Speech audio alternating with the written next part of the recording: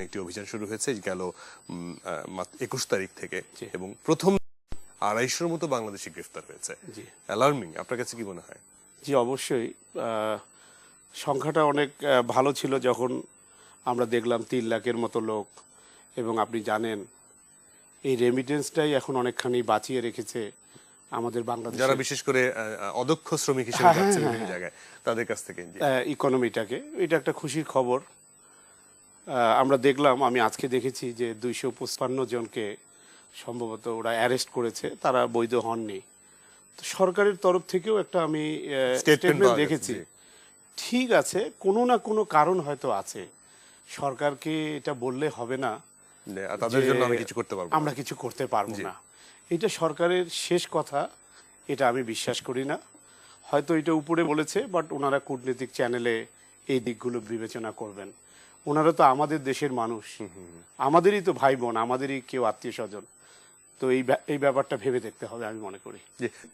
আমরা পহেলা বৈশাখ করি, 16ই ডিসেম্বর করি, বিজয় দিবস করি, এই জিনিসগুলো আমরা কিন্তু খুব ভালোভাবে জাতীয় দিবসগুলো উদযাপন করি।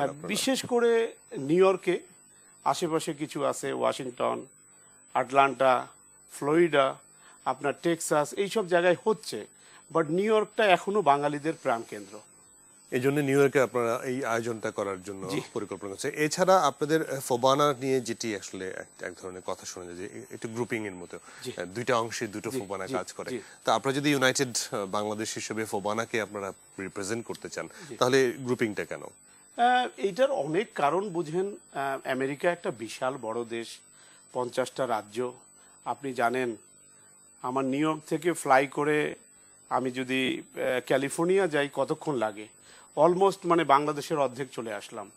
তো আসলে এই টাইমিং জোন সব কিছু মিলায় এমন এখন হচ্ছে যে একটা ইস্ট কোস্টে হচ্ছে, একটা ওয়েস্ট কোস্টে হচ্ছে।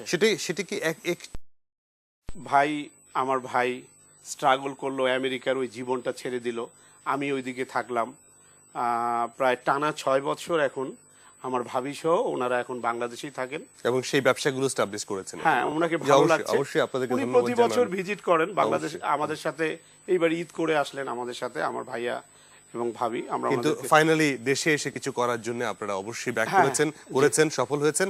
আমি আশা করব আপনিও কিছু একটা করবেন এসে দেশের মানুষের জন্য। আপনাকে আজকে অসংখ্য ধন্যবাদ হাসান ভাই আমাদেরকে সময় দেওয়ার জন্য।